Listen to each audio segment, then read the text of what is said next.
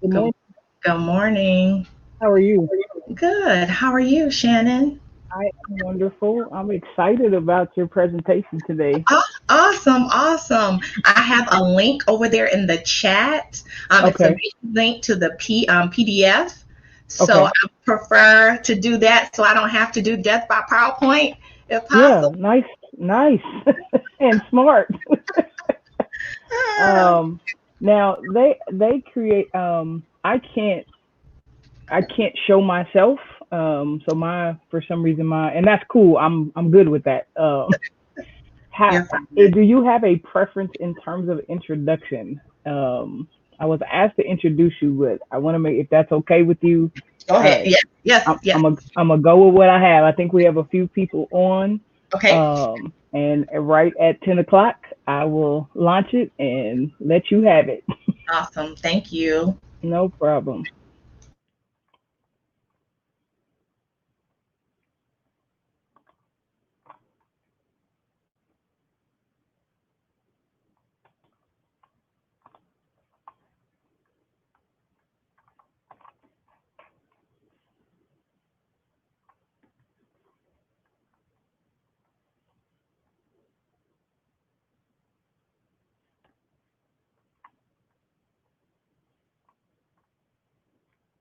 I know folks were getting off of some other sessions, trying to transition from one to the other. I'm like, oh, we need a break in between. Right, right. I'm gonna try to get all mine in. Stay in so everybody can have their break. I'm a teacher by trade, so I know them 50 45 minute set class sessions, so I'm gonna try to hold it. Nice, nice. But I'm sure you're gonna give us everything that we need to walk away with something impactful. So I'm excited. It Uh, is straight at 10 o'clock, folks, and so I have the distinct pleasure. My name is Shannon Hancock. I am the executive director of admissions and communications at St. Paul School of Theology, and we have the distinct pleasure to host this particular session today. And so I'm excited to introduce our speaker, our presenter. um, Sorry. Oh, moving too fast. Whole space. Dr. Karen H. Bradford. So she is, man, I think y'all are going to be so blessed by this. I can't even get it started. But Dr. Bradford is the owner and the master teacher, lead consultant at Calla Lily Group. She provides sustainable education support services to individuals, nonprofits, including faith based organizations and small businesses. Calla Lily services include training and learning design, community practice formation, and stakeholder engagement. Their goal is to empower the local community with evidence based practices and research based educational tools. Say amen, somebody, for tools. A veteran educator, Dr. Bradford is certified by the National Institute of Excellence in Teaching as a master teacher and trained in multisensory strategies to decrease reading difficulties, including dyslexia. Dr. Bradford has served as a compliance auditor for 20 school districts and as a state systemic improvement team leader for the South Carolina State Department of Education. To date, she has positively impacted 135,000 students, families, and educators. In this role, Dr. Bradford managed approximately $51 million in federal funds for reading interventions and behavior supports for the state of South Carolina. If you will, please receive her with your heart open and your mind ready to engage as she wears us out on how to teach better and grow garden greatness. Amen. And I'm out of here. Amen. Thank you so much, Shannon Hancock. It's a pleasure. I love your spirit already. Welcome, welcome, everyone. I want to first thank Reverend LaKesha Womack and her entire team for this opportunity to share with this Christian education community and cohort about reading, about reading, about reading. So thank you so much. Notice the title is Gardening Greatness, Gardening Greatness. How can we sow sow into our learners, even in our local context, to ensure that they can read even our content in Christian education. That's so very important. Before I move forward, I will tell you over in the chat, I do have a link, a bit.ly link to a PDF of the reference that I will be talking from. I would prefer not to show the PowerPoint and the PDF if I can, so you can see my face and engage. I know it's more one way than not, but you want to reference the tool, feel free to copy the bit.ly link. You have the PDF at your disposal, and all the information is there in addition to how to get in contact with me. Let's move forward. Our agenda for today. I have 3 things that I want us to share and learn from. I can see the chat. I'm glad because it's my first time doing Hop In, so I can see. So please put your questions and comments in the chat. How can we rethink our models of teaching our learners in the Christian education environment? Models. What do they look like now that we've come out of the pandemic? Were they really different before the pandemic than they are now? So models, rethinking models. The second thing is rethinking strategies. Rethinking strategies. I mentioned yesterday during my little excerpt to talk about my essays, are we really empowering and engaging our readers, our learners, to really grapple with the text? Or do we want them just to answer those who, what, where, when, where, and why questions? So engagement is key. Are we truly engaging them in our local context with the content that is provided to them in Christian education? And then lastly, I have to dip our toe into rethinking how we support our readers. That's really, really my passion. So many of our students need support. And so I really want to expose our Christian education cohort and community to understanding the science of reading, because that's the shift we're going back to now, and how we as a Christian education community need to shift to support the shift back to the science of reading. So as I move forward, let's talk about rethinking models. And before I do that, let me give you the grounding scripture for gardening greatness. It is Luke, the 13th chapter, 6 through 9. And it reads, "Then Jesus told this parable. A man had a fig tree planted in his vineyard, and he came looking for fruit on it and found none. He said to the worker who tended the vineyard, 'For 3 years now, I have come looking for fruit on this fig tree, and each time I inspect it, I find none.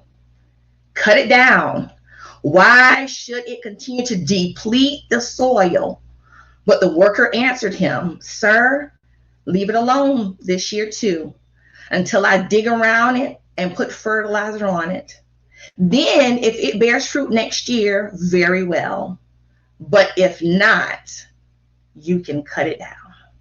So my question for us today is, are we really bearing fruit? When we think about our models, and models, I'm talking about Sunday morning Sunday school, Wednesday evening Bible study for children, after school programs that are supported by or partnered with local partners. Are we truly providing a model for learning?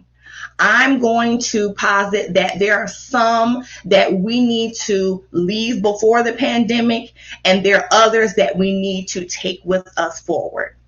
The first non-example that we need to leave is that self-contained classroom. You know, the Sunday school classroom that we grew up with.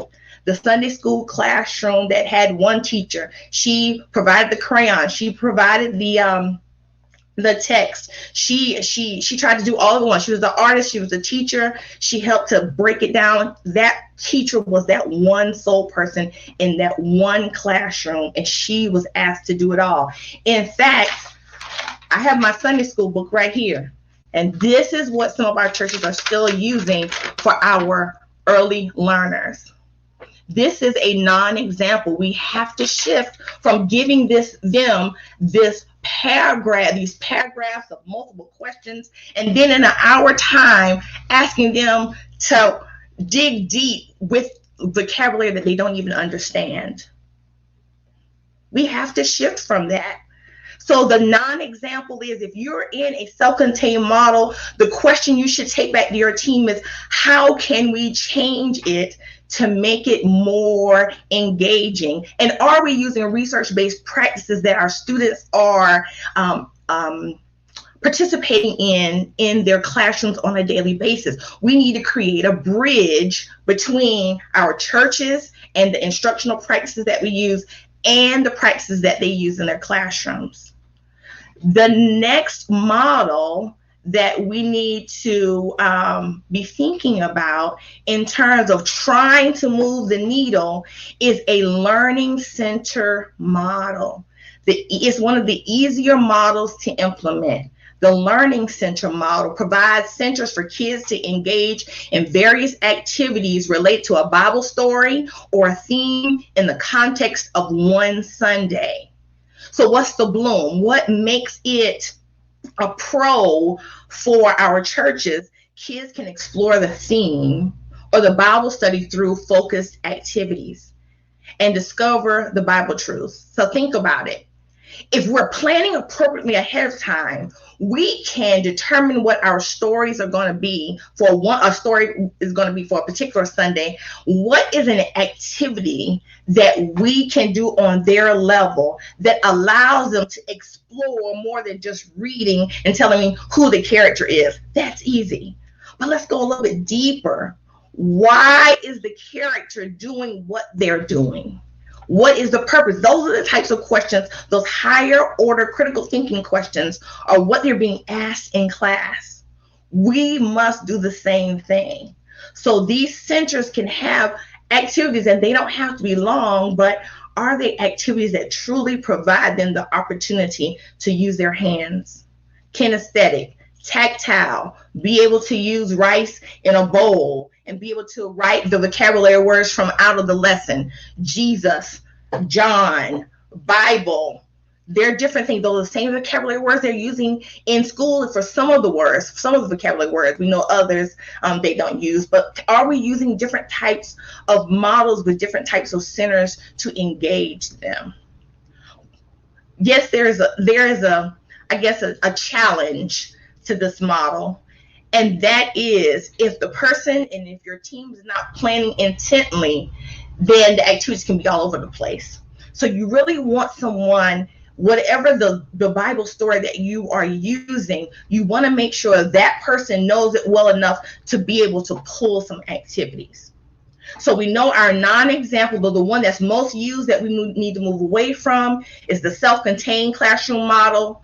One that you can easily implement is the Learning Center model. I'll go further to say that our daycare centers use a lot of Learning Center models. So if you have volunteers and members in your churches who have daycare centers, they may be great volunteers to help you think about the activity, because they have to stay certified in that for the State Department for their credentials. So that's a great partnership that you have internally in your churches to support you.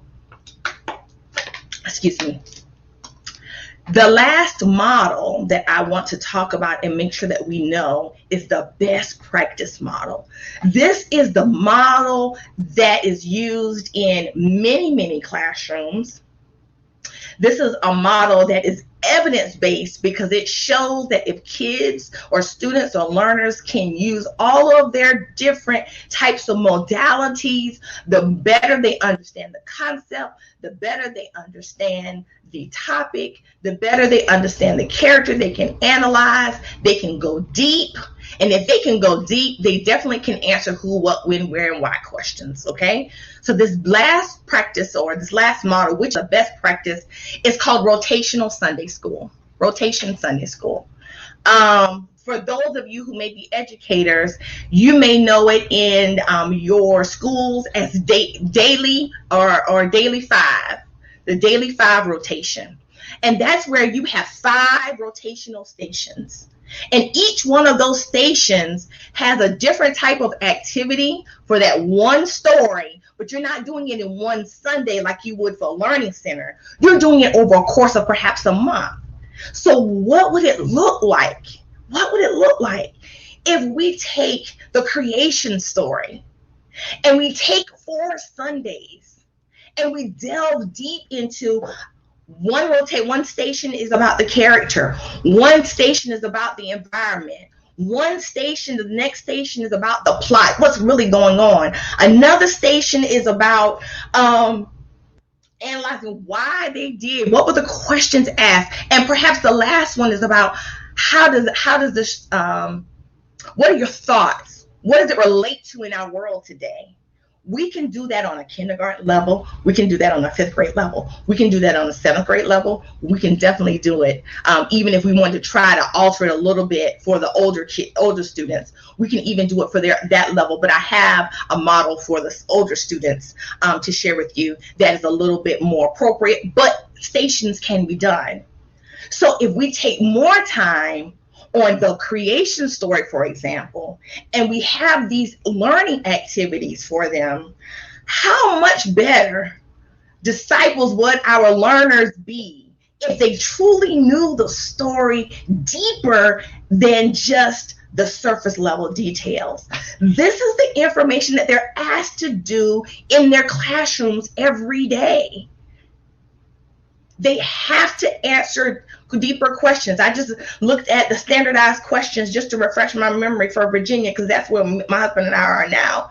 The questions that my 3rd graders this year had to answer about a text, they had to have one text on one side, fiction and nonfiction, and they had to compare and contrast that 3rd grade.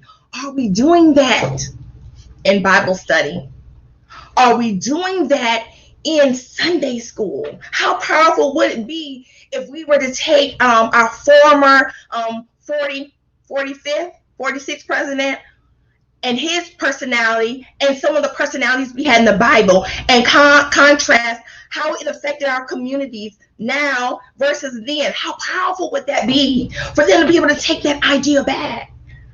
So rotational Sunday school or rotational Bible study or rotational after school, if we can transform and shift and rethink how we're presenting the Bible and the scriptures to our learners, perhaps we'll have better representatives of Christ. The second thing that I talked about, the second item I wanted to talk about in terms of rethinking strategies is engagement. Think about it. We've all been in a classroom where it's been teacher-led, lecture-led. The teacher talks, and kudos to them. That might be all that they know and feel comfortable with. But they talked for more than 10 minutes with no break, with no questions. And then after a whole 10 minutes, they're expecting that you somehow held all of that in your brain. And then they want to ask you 3 questions, and you better answer them questions. You know, Sister Brown, she want to make sure you answer them questions. And if you don't answer them questions, she's going to tell you to do what? Read it again, right? That's not how our students learn a lot of the time these days. There are 56.4 million children in America that are school age right now today. 56.4 million. 12 million read on grade level. Let's subtract and do the math. 56.4 million are school age, K-12. Only 12 million are reading on grade level. That means that the remaining are not being engaged. They may have learning difficulties. There's so many different reasons why they're not on grade level. Yes, we know it by standardized testing. I do agree with testing for progress monitoring, but some of these high-stake testing, it doesn't help. But when we think about rethinking our strategies in terms of building a bridge and bearing fruit, are we marrying some of the research-based strategies from our classrooms back to our Bible studies, Sunday schools, and after-school programs? Okay. So when we think about our engagement strategies, the first one I have, they all come under a category. Let me say that first, called protocols. If you are an adult learner in any way, you've been a part of a Socratic circle where you have someone presenting on a particular topic, and they are to present their topic, and then you are allowed to interrogate them, quote unquote, and ask them questions about the content. Ask them questions. So in other words, it's almost you're using them as an expert to draw out information so that you can interact with them through the text. What would it look like if we were to use, I changed the title, instead of calling it a Socratic circle for us, I said servant circle. Same concept though. What would it look like if we were to take the story of Naomi and Ruth, and we had we can have one of your grade level readers, right? So let's use our grade level reader. We know they can read it. We know that they can understand it. What would it look like if we use that grade level leader to read and be able to process, be prepared for class? And then those who are introduced to Ruth and Naomi, perhaps in another way through the teacher in a mini lesson at the beginning, begin to ask questions because they can't read it on grade level. They can't read it out of the Sunday school book and understand all the vocabulary words in it. But how powerful would it be if we used questioning? Questioning is an evidence-based practice and research-based strategy that we can use more. Not just who, what, when, where, and why, but compare and contrast, analyze. How were Ruth and Naomi alike? How were they different? What was the interesting thing about their relationship? How did one help the other? Third graders are asked to do this on standardized testing. So what would it look like if they're asking their peer about the story that they became an expert on? Because we call them experts. We call them expert learners, and we use them like that in our classrooms. Same concept, but on a Sunday morning, how powerful would it be? The other engagement strategy, because this is engaging, they're engaging the text in a different way, is called the final word protocol. And this is all in the PDF. The link is at the top of the chat. You can download all of this, or I can send it to you afterwards if need be. That's fine as well. On page, so if you are in the book, it's called the final word protocol. And this protocol is similar to the servant circle, but instead of asking one person to read the story, you're asking all of them to read it. And then you're asking each person to say give one thing from that story that stuck with them and why. One. How powerful would it be if all of us are all reading the same story, but we all took something different from it because we all live different lives? I'm coming from a 2-parent household. You coming from single mom. You're coming from living with grandparents. You live in a bedroom. I live in an apartment. I'm urban, suburban. What if we all come together and we're all looking at the same story from our different perspectives, and what I took from the story is just as powerful as what you took from the story, but we're able to merge in the middle and leave with so much more information about how the text relates to us as ourselves, text relates to our local community in our classroom, and how the text relates to the world. Our students are asked to do this on a daily basis. How can we bring it into the Christian education circles? I remember my dad went to seminary, and he took the I might get the topic wrong, but it was instructional strategies for K-12 learners. And I looked at the book and I said, my educator, these are 20 years old. These strategies are 20 years old. But we have our volunteers, our members in our churches who are teachers, who can help us to use 21st century current strategies that they're asked to grapple with and being assessed on every 4 weeks. In the classroom, most students have to take some type of assessment on some type of skill every 4 weeks. So how are we as a church rethinking our engagement strategies for children so that we can bear fruit? How can we do that? How are we doing that? Are we thinking about it? All right, my last bridge, my last thing I want to impart before I take any questions. And this is why I want to dip my toe. I want to hang out here, but I wanted to go over those because after sitting in the session on yesterday and I got some questions, I said, oh, I need to make sure I hit on those things to ensure that we know where we're headed or where we are and where we need to shift and get to. So one of those things, just as a reminder, if you weren't able to sit in the session on yesterday, but it is in the PDF, and the link at the top of the chat is a Bible translation list. I am a champion of making sure that our K-12 learners read a translation of the Bible that they can understand. How many of us are having our children read the KJV, King James Version of the Bible, on Sunday morning in Bible study? Yes, your pastor may say, no, I don't like the KJV version.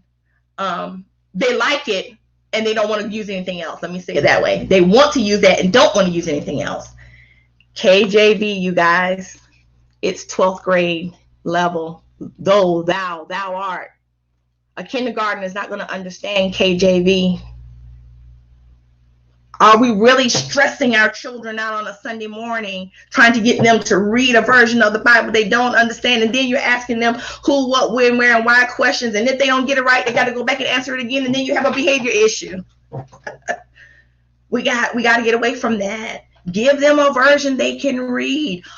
Even the adults, I got this question yesterday. What about our adults? Yes, we have adults, right, who may not be on a advanced level of reading. Research says that the average adult reads on the 6th grade level. So if your average adult that's sitting in your congregation is reading on the 6th grade level, they need to be reading that New Living Translation version, or a version right there in the middle. The translation Lexile chart is in the PDF. It'll show you grade levels for each of the translations. Our children really need to be reading easy to read or common English, New English version, something they can understand. Why? Because the vocabulary that they're asked to use on a daily basis is the same vocabulary that you want them to be able to use in the Christian education context. We've got to do better about making sure that they can understand and be able to analyze and think about the content that we're giving them in a manner that they can understand and with that vocabulary that they're familiar with. So that was one thing. Also, behavior. Quite a few of our students, as a compliance monitor and a state lead for systemic programs back in South Carolina, where I was responsible for reporting on the amount of students that had just behavior issues. We had one report, and we had to account for all the students that had disciplinary actions. Those same students show up on Sunday morning. They show up on Wednesday afternoon. And I'm not saying behavior problems is a negative, but something is causing the behavior. Remember, behavior is learned. Do we have, and I learned this yesterday from Elder Gansey. I was so excited because it's not a public ed term, but it definitely is a Christian ed term, holistic ministry. We call them manipulatives and supports. But for Christian ed, I'm going to put that word back out there, holistic ministry. How does that look? are you using for our boys? Boys have to move. Do you have, I'm trying to see if I have one. Do you have those little squeeze balls that they can hold in their hand while you're reading a Sunday school lesson or doing your activity? Because they need movement. You don't want them moving around, but they need to move. So what you doing? How you helping them out? What do they have to move with? No, you got to stay still. Boys can't stay still. Scientific, it's proven. So what are we giving them so they can still entertain and participate in your lesson, but also have some movement? Another thing that I shared yesterday was using the big, I call them bean bags. I know they have another name, but our classrooms have the desks with the seats with the balls on them, but you can just get a bean bag. And what will it look like in your Christian ed setting? Any day of the week, if the boys are sitting on these balls and they're bouncing around. And they're not staying still and they're rolling around. But guess what? They can tell you exactly what you're talking about and they can answer your question. You know why? Boys are auditory. Girls are visual. 9 times out of 10, scientifically proven. Most boys you think about, they're auditory. They're listening first for what you're saying. Oh, I hear you. I don't have to look at you, but I hear exactly what you're saying. Girls need to be looking and writing it down and think, it's science, it's proven. How are we helping to bear fruit in our Christian education settings by providing these different supports and strategies? So let's dip our toe a little bit further into this reading piece. I want to give you some data, and I want to put this out here because we've got to shift. I want you to write down science of reading. The science of reading. There have always been reading wars in public ed, but it has come back up because of COVID. Think about when you were in school. Did you have phonics? Did you learn the letters and the sounds that created words? Or were you a more recent learner and you just had to learn sight words? That's where we're at now. The pandemic has exposed the deficits in reading instruction in our American schools. And now districts are having to grapple with how are we going to get them to read? Because now the parents have seen for 15 months, oh, I see why my child ain't reading. I see why my child can't understand. Because they've been able to be a part of their learning on a day-to-day basis. So what does this look like? What does this look like? Let me give you some statistics. Here we go. Thinking about our alphabet. Now I'm going very, very basic because this is where we are. And this is how the church can help. Forget reading comprehension for a moment. Forget it. And I'm going to tell you why. That is of the 5 areas of reading, that's the highest. Let the classroom deal with the comprehension, the teaching of the skill of comprehension, and questions if you can. You know, some people, they hold on to it, they like it, they're not going to let it go, fine. But I'm telling you, that's the highest level. We've got to get back to letter representation, sounds, and words, and here's why.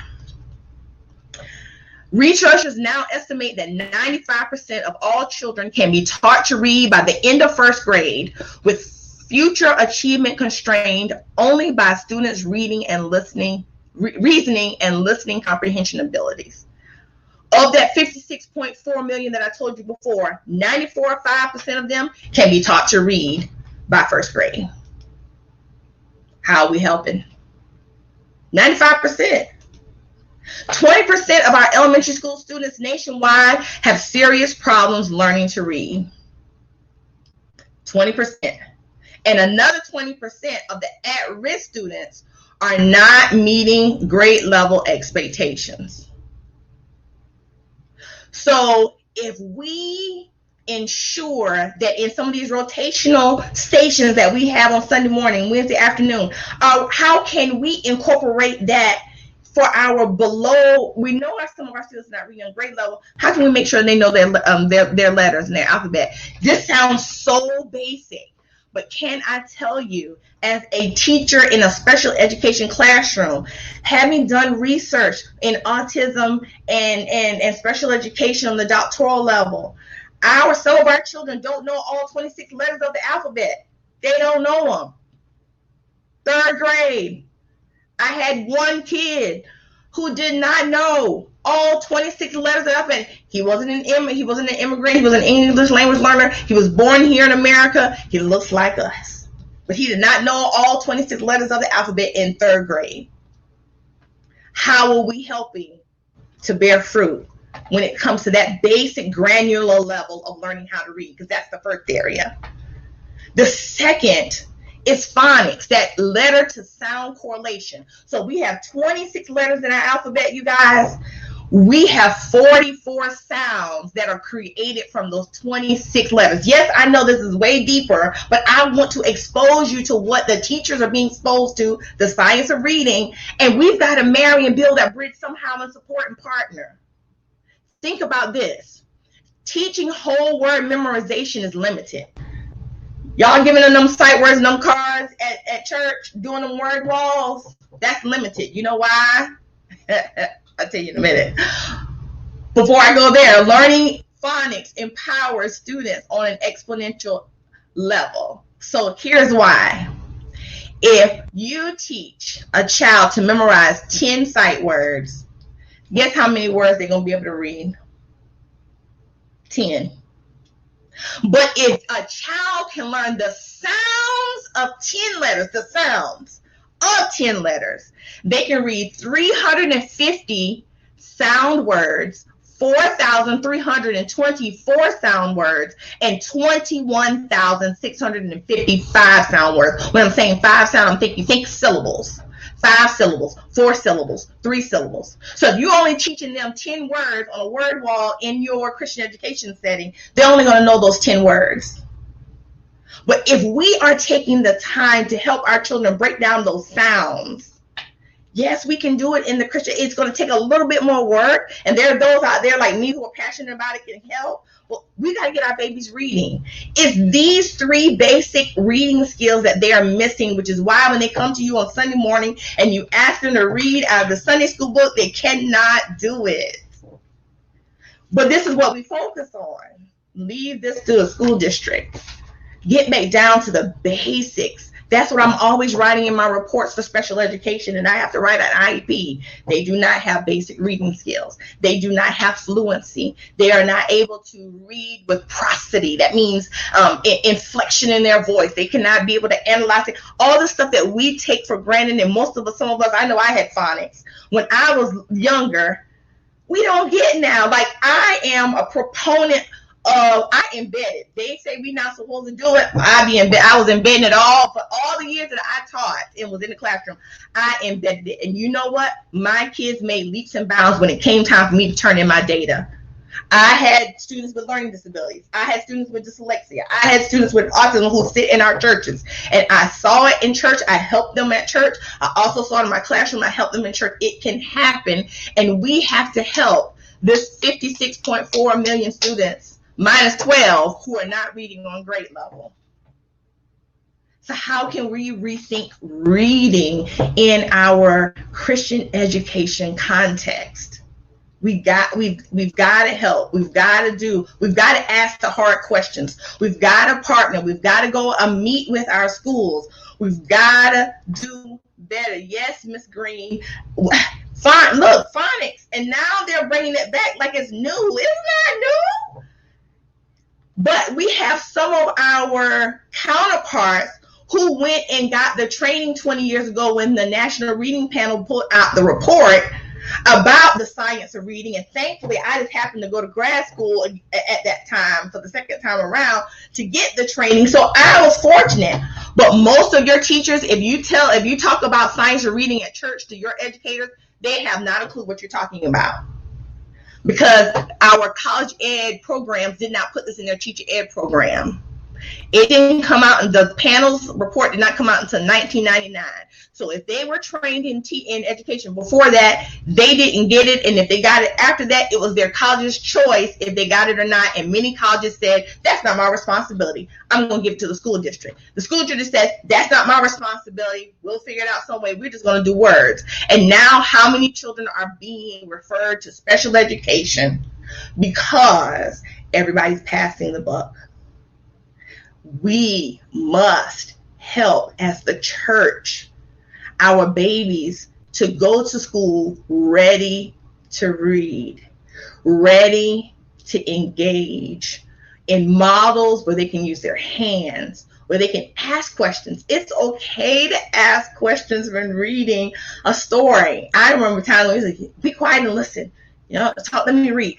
Well, can I ask a question? Why? Even my daughter was one of those children who, she was so gifted. She would ask deep questions. I'm like, ooh, and well, I gotta go read that again. I don't know why. We have bright children who already understand the basics of the story, but they want to know why and how and what made them. And we have to be able to help them as well as help our learners who are not ready for that yet, and providing activities for them to be able to make sure they learn those 26 letters, make sure they know their sounds. You might not necessarily be able to do the phonics and sounds on your own, but there are resources out there that we can gather to support and help our churches, our communities, our school districts, our colleges and universities, even our seminaries who are providing those courses on instructional practices. There are resources available, and the science of reading is now being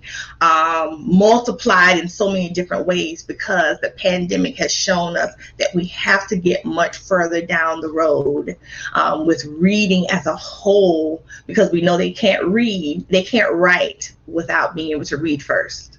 So reading comes first, then you layer on writing. But yet, how many times are we asking them to write something before they can read? That's a tangent.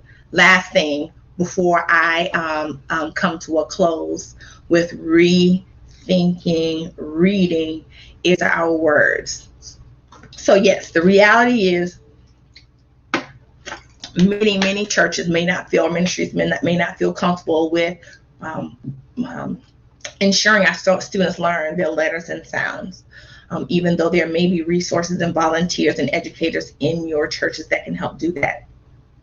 But what we can do is help them with the words that they do bring to after school, and pull out those words in our Sunday school book. What are those key words that come in the text for Sunday morning that you can help them to break apart and say, and then make sure that they use them in the correct manner, helping them to realize that receive, conceive, all those words are considered a word family because they come from the same root, and they are 9 times out of 10 they are connected in some way. How can we apply that to what we're reading in school? So that thinking about words and understanding that if we have weak letter naming, they can't name. If they have weak, they don't have the ability or proficient ability to name their letters. They don't have the proficient ability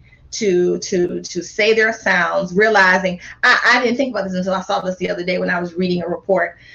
How often do we make sure that our students realize that PH, F, PH, FF, and GH all have the F sound? I'll say it again. Have you ever thought about the F sound like that? Like, I was flabbergasted when I read that. We learned it a different way, but now they're lumping that one sound. Think about how many letters that is. F, PH, FF, GF all have the F sound. But when our students see it, they look at PH like, well, I guess that's a P sound, or G, I guess that's a G sound. Yes, it's granular, right? It's really on the micro level, but this is what our kids are grappling with when they're reading out the Sunday school book. How many PHs do we have in names in the Bible? And they are not prepared because they don't even know that sound makes the F sound. So we have to be thinking about those types of things. Here again, you have experts. I'm here, but you have people who can expose you to that. That's the science of reading. But we know that if they're not proficient with the letters, they're not proficient with the phonics, they're not proficient with the sound. And then lastly, if they're not proficient, if they don't practice often, reading should be every day, right? Reading should be every single day. We hear that all the time, but are we promoting that in our churches? Do we have different types of little Bible books? And they have them now. All these people coming out with these subscriptions. You have different types of books that you can pull for your libraries in your Christian education classrooms. How powerful it would be if they are practicing. Some of them may need to practice this in the same little book for, research says, 15 days before they learn. 15 days reading the same book before they become proficient, before they become fluent, rather, not proficient, fluent.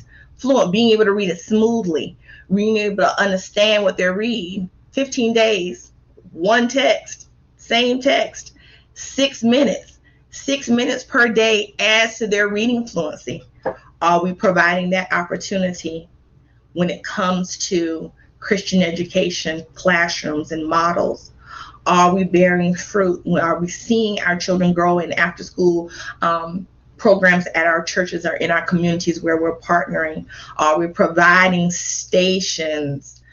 Ms. Lucille, let me know where you at. I'm in DC. I'm in Maryland, but I love to come in and do something and help.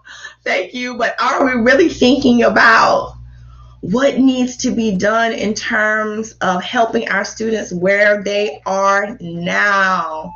We've got to do more. It's a heavy lift for churches and ministries because we have been doing the one model, self-contained classroom for so long, but we're going to have to shift because we have to help. I'm trying to do the math in my head really quick.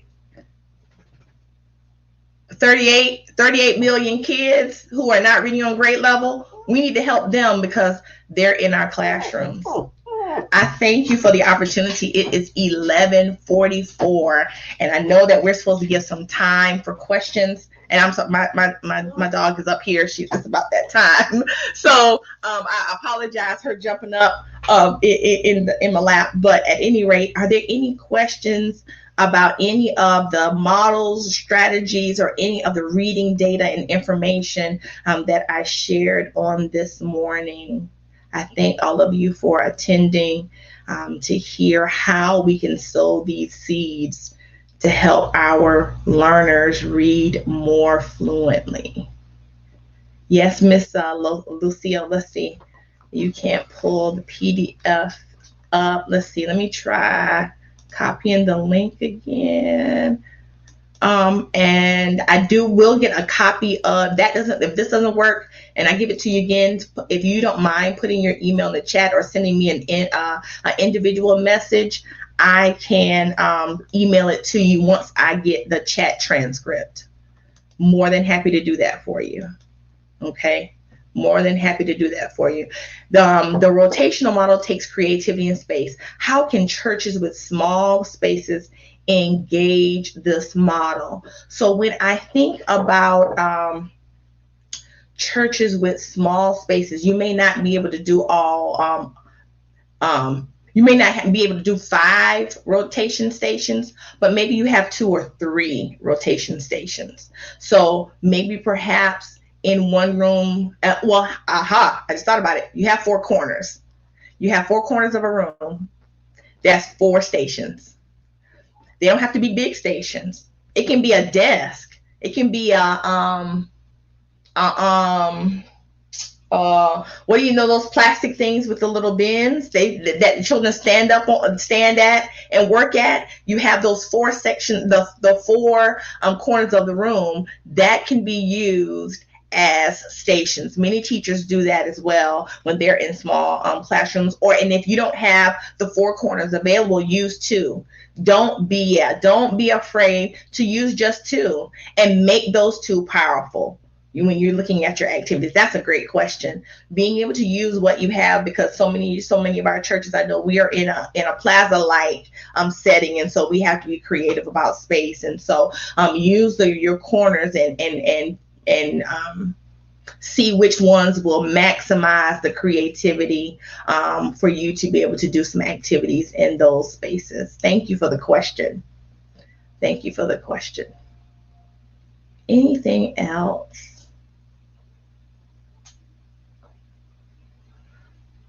All righty. Well, thank you so much again for attending.